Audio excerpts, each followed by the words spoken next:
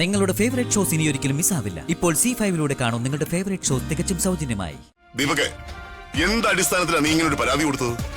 അമ്മ, വെറും പരാതിയല്ല. Call me sir. ഇത് വീടല്ല. സോറി സർ, എന്റെ കയ്യിൽ തെളിവുണ്ടായിട്ടാണ് ഞാൻ പരാതി കൊടുത്തത്. മാഡത്തിനെ വർമ്മ സാറ് വീട്ടിൽ നിന്ന് പുറത്താക്കിയിരിക്കുമല്ലേ? മറന്നുപോയോ? ഇനി മാഡം ആരോട് പറഞ്ഞെന്നെ ഡിസ്മിസ് ചെയ്യിപ്പിക്കും? നിങ്ങൾ പണ്ടത്തെ സംഭവത്തിന് പകരം വിട്ടുവാണോ? അങ്ങനെ ഒരു സംഭവം ഉണ്ടായിരുന്നല്ലേ? ഞാനതങ്ങ് മറന്നുപോയി. കോൺസ്റ്റബിൾ, ഓർമ്മിപ്പിച്ചതിന് ഒരുപാട് നന്ദിയുണ്ട് കേട്ടോ. എന്തോ ഈയിടെയായിട്ട് മറവി ഒരുപാട് കൂടുതലാണ്. മാറണം അങ്ങോട്ട്.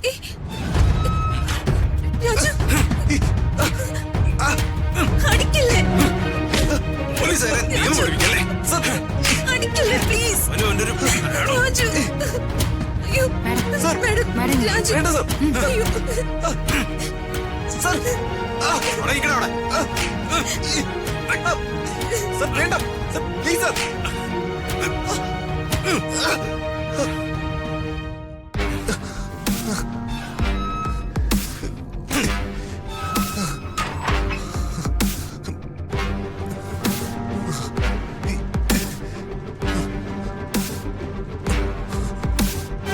ഭാര്യമാരായ ഇങ്ങനെ വേണം. ചൊറിഞ്ഞ് ചൊറിഞ്ഞ് വെറുതെ ഇരുന്ന ഭർത്താവിന് അടി വാങ്ങിച്ചു കൊടുക്കാന്ന് പറഞ്ഞാൽ വളരെ നല്ലതാ. ഇതിന് ഞാൻ തന്നെ അനുഭവിപ്പിക്കും. കള്ളക്കേസ് ഉണ്ടാക്കി ആൾക്കാരെ അറസ്റ്റ് ചെയ്യുന്നത് തനിക്കൊരു പുത്തരില്ലെന്ന് എനിക്ക് നല്ലോണം അറിയാം. രാജുവിന്റെ ദേഹത്ത് വീണ ഓരോ അടിക്കും താൻ അനുഭവിക്കും. കണ്ടോ, ഇതിന് പകരം ഞാൻ ചെയ്തിരിക്കും. അയ്യോ, ഞാനങ്ങ് പേടിച്ചു പോയി കേട്ടോ. അങ്ങനൊന്നും ചെയ്തേക്കല്ലേ. ഞാൻ ചിലപ്പോ പേടിച്ചങ്ങ് ചത്തുപോയാലോ? താനൊക്കെ ചാവുന്നത് തന്നെയാണ് നല്ലത്. മാഡം ഈ പറഞ്ഞതിനെ മാഡത്തെ പിടിച്ച് ലോക്കപ്പ് ഇടാനുള്ള വകുപ്പുണ്ട്. ചേട്ടേ വേണ്ട.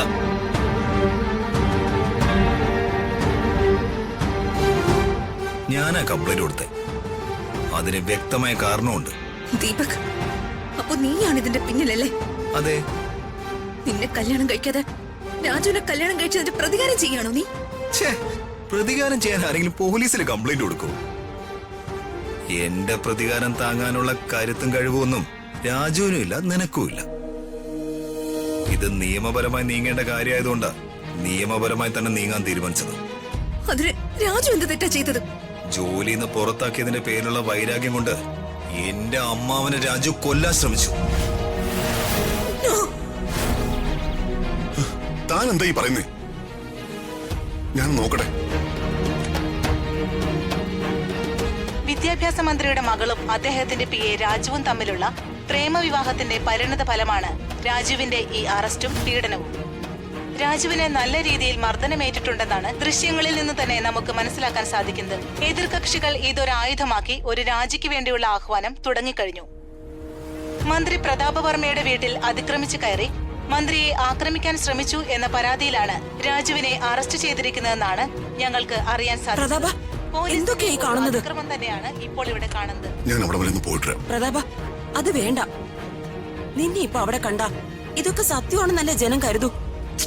ഇല്ലേ ചേച്ചി, ഇപ്പൊ മിക്കവാറും അവളും മീഡിയ എല്ലാം അവിടെ എത്തിക്കണം.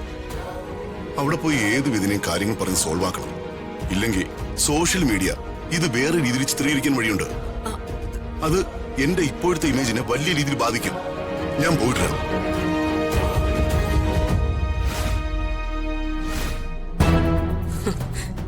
മോനെ ദീപക്കേ, നീ ഇത്രയും വലിയ പണി പണിയൊന്ന് ഞാൻ കരുതിയില്ല. മിടുക്കൻ.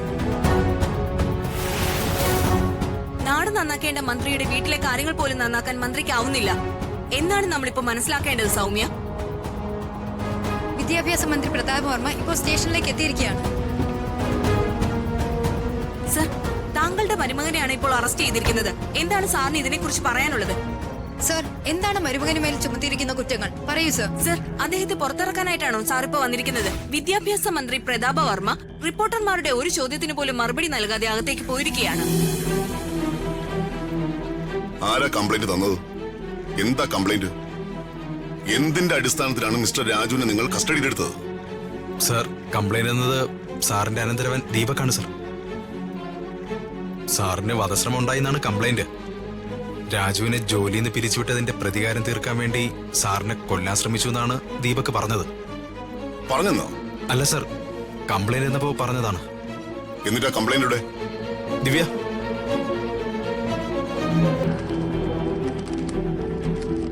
സർ.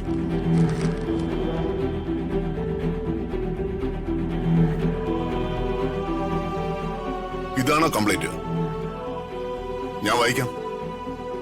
എന്റെ അമ്മാവനും വിദ്യാഭ്യാസ മന്ത്രിയായ പ്രതാപവർമ്മയെ തന്നെ ജോലിയിൽ നിന്നും പിരിച്ചുവിട്ടതിന്റെ പ്രതികാരത്തിൽ രാജു എന്നയാൾ കൊല്ലാൻ ശ്രമിച്ചു. ആയതിനാൽ അയാളെ അറസ്റ്റ് ചെയ്യണമെന്ന് അപേക്ഷിക്കുന്നു എന്ന് ദീപക്. ഇങ്ങനെയാണോ ഒരു കംപ്ലൈന്റ് കൊടുക്കുന്നത്? അതുമാത്രമല്ല, ഫ്രം എഴുതിയിട്ട് പേര് മാത്രം വച്ചിരിക്കുന്നു. അഡ്രസ്സും ഇല്ല, ഒരു മണ്ണാങ്കട്ടയില്ല. താനിത് വായിച്ചു നോക്കിയിട്ടാണോ ആക്ഷൻ എടുത്തത്? അല്ല സർ. പിന്നെ ദീപക് പറഞ്ഞു. കൊള്ളാം. പരാതി സ്വീകരിച്ചതായി ബുക്കി കാണിച്ചോ? Yes sir. താനൊക്കെ പഠിച്ചിട്ടാണോ ഈ ജോലിക്ക് വന്നിരിക്കുന്നത്? എന്തായാലും ഒരു ലീഗൽ പ്രൊസീജിയറിന് റെഡി ആയിക്കോ. Sir please. എന്നെ കൊണ്ടൊന്നും പറയിപ്പിക്കരുത്. ദീപകെ, എന്ത് അടിസ്ഥാനത്തിലാണ് നീ ഇങ്ങനെ ഒരു പരാതി കൊടുത്തത്? അമ്മമ്മ, വെറും പരാതിയല്ല. Call me sir. ഇത് വീടല്ല. സോറി സർ, എന്റെ കയ്യിൽ തെളിവുണ്ടായിട്ടാണ് ഞാൻ പരാതി കൊടുത്തത്. എന്ത് തെളിവ്?